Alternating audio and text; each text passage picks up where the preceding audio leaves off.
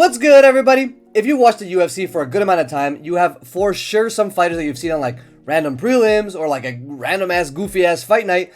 And you've just grown attached to them and you've actually discovered that they're actually good, bro. They deserve way more hype than they have. Today we're going over 5 of these fighters who are not only tough, in my opinion, but they also deserve way more attention than they're getting. Let's get right into it with the first fighter, Myktybek Orolbai. Now this is a guy that a little bit ago we were seeing a bunch of memes of. You know, we were seeing him like in the Stone Age. I think what was it? What's that Instagram account? Some Instagram account made like a collaboration clothing with him. It was pretty fire. But this guy Orolbai deserves way more hype. And I think he doesn't get it because he's a blockhead, alright? He has insane heart. He had a fight of the century against Mateusz Rebecki. I think that's his name. I was watching that shit. It was a Topuria Max Holloway card. Bro, in round 3, when fucking Rebecki got him with that, I think it was a straight right and dropped him bad, I thought it was over. Credit to the ref for not stopping that fight, but that guy, Myktybek got put out so bad. And somehow managed to fight back. You know, he did lose the decision, but it was a split decision. You could honestly give it to Rebecki. Like, if you count that fight, depends on what you value in that fight. But yeah, man, just a great fight. Super entertaining to watch. He has elite grappling, has 6 wins by submission. And who does that to Chris Curtis? Am I right? Like, and you saw that fight with Chris Curtis. We saw this guy get fucking controlled, ragdolled every time he was trying to get up. He kept getting put down. Fucking ground and pound from all the angles. Like, it was a very impressive showing because we haven't seen Chris Curtis get held down that much in his career. Myktybek Orolbai also has some really good wins over fighters like Jack Hermansson, Uros Medic. Like, these guys are actual good names. And he has that real caveman swag. Like, say what you want about him. Yes, he's a blockhead. Yes, he looks underdeveloped, you know. But he has like a very unique look to him. A very unique vibe. And it helps that he's Kyrgyz, which is a culture that they use a lot of, like they got that throat singing, they got those ancient ass outfits on, they be having like eagles and shit as pets. Man, it's crazy. He's definitely not from this evolutionary period. I will be picking this blockhead, Myktybek Orolbai, to win all of his fights, alright? Get this guy in the rankings ASAP. Next fighter, Asu Almabaev. Now, you guys know how much I love my Kazakh fighters. Biggest Kazakhstan glazer on YouTube by far. He's still time, he's 32. He still has time to be a champ, especially since he's in the top 10. I think he's ranked number 7. This guy like has the potential to really get up in there. It's gotten really competitive in this division over the last couple years. Now we have a bunch of killers that are ranked above Asu. We have Kavanaugh. We still have, of course, Alexander Pantoja, Van, Tyra. We have all these guys.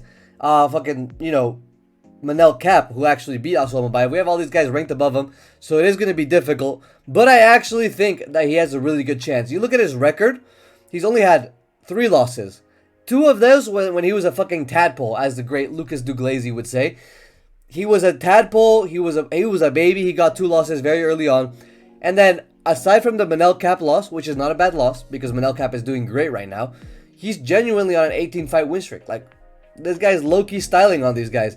He had one of the nastiest guillotines I've ever seen against Alex Perez. You guys see in this photo here. He was fucking hanging off the neck. I remember seeing that. And the moment I saw that Alex Perez wasn't fighting the hands fast enough, I was like, yeah, it's over. It's fucking wraps, bro. This guy comes from a BJJ base. And he's gotten like, I think 10 or 11 sub finishes in his career. It's actually crazy numbers, bro. And if we're looking at the rankings, I genuinely pick Asu Almabaev to beat most of the guys above him.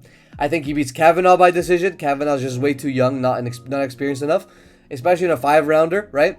I think in a grappling shootout, I can see him beating Kyoji actually by submission. I actually do think that Asu has better jiu-jitsu than Kyoji Horiguchi, although that would be a hard fight. I think he beats Royval by decision, especially using, mixing in the grappling. And I think he struggled a lot against Tyra, Pantoja, and Cap. But they would be good fights. It would be a big test. However, him against Van, cinema. I do think Asu Almabaev beats the current champion, Joshua Van, alright? Maybe that's a hot take, maybe not. Right now he's on a 2-fight win streak, and he was supposed to fight Charles Johnson, Inner G, which is a crazy fucking matchup, given that the fuck is Charles Johnson, like, bro, this guy's knocked out prospects, alright? But he's not deserving of a fight this high up in the rankings. I think he just got ranked. He's like number 15 or number 13 or 11 or something. And they're bringing him up to Asu, bro. Asu's gonna smoke him. Smoke him by decision, alright? Next fighter, Azamat Murzakanov, our favorite taxi driver in the UFC. Bro, this guy's so tough. This guy's so tough. Genuinely, like, this is the guy that inspired me to make this video. Because, yes, he's ranked. Yes, people know about him, this and that. But they don't really talk about him like that. And now after this Paulo Costa loss, they're gonna start disrespecting my boy. Hey, don't talk about him like that. This is my taxi driver. This guy, when he was coming up, I remember I picked him to win all of his fights by knockout, and he would always deliver. I don't even know how he does it. I don't know where the power comes from. This guy just genuinely looks like a 40-year-old Armenian Uber driver. 40, 50-year-old. He looks like he's pushing 50, I'm not gonna lie. But yeah, man, like, just the way that this guy exists is tough. Like, is that glazing to say? This guy existing in the light heavyweight division and doing so well, genuinely, like, proving to be a hard test.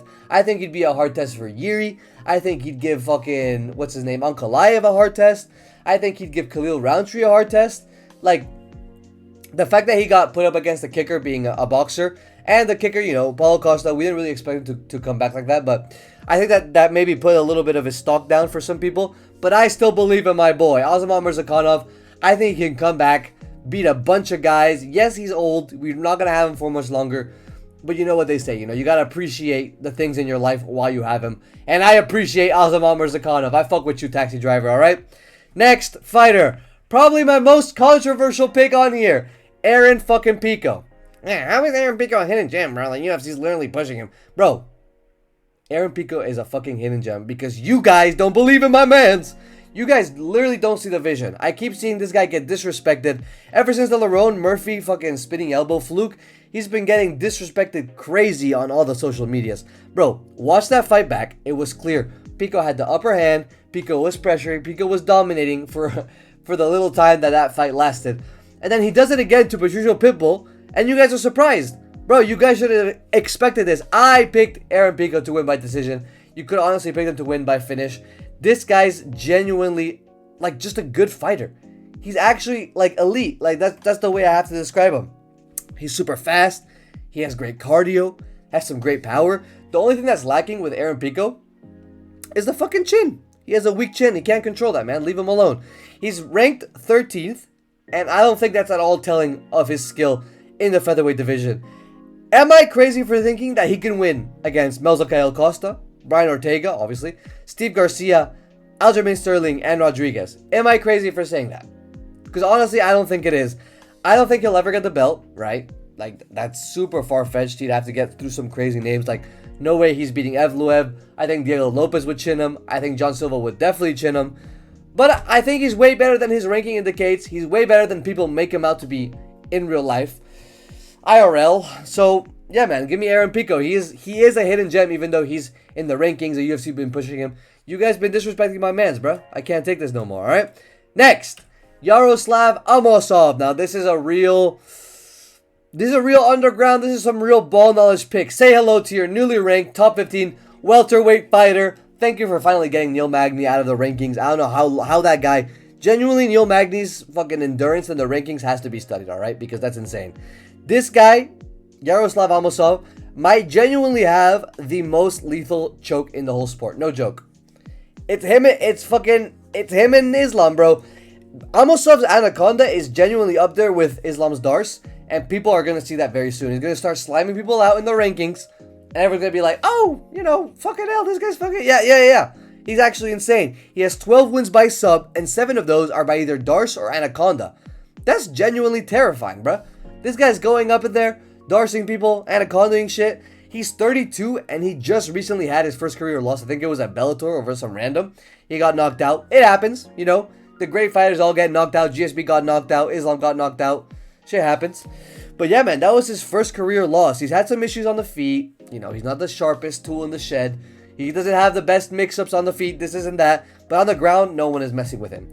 Genuinely the most dangerous grappling in the division, again, outside of Islam. I don't see him beating Islam, but I do see him submitting D-Rod, obviously. Uros Medic. I think he can take down and submit MVP, which Ian Gary couldn't do. I see him submitting Michael Malott, Bonfim easily. Buckley is kind of difficult, but I see him doing that. Edwards, Protes, and Morales. Don't get me wrong. Protes and Morales, those are names that would be very, very difficult to get down to the ground. But if they get down there, Yaroslav is cooking them. That's my boy. Yaroslav is genuinely cooking these boys, alright? And I like these guys. The people I don't think he beats. Usman, I think his submission defense is too good.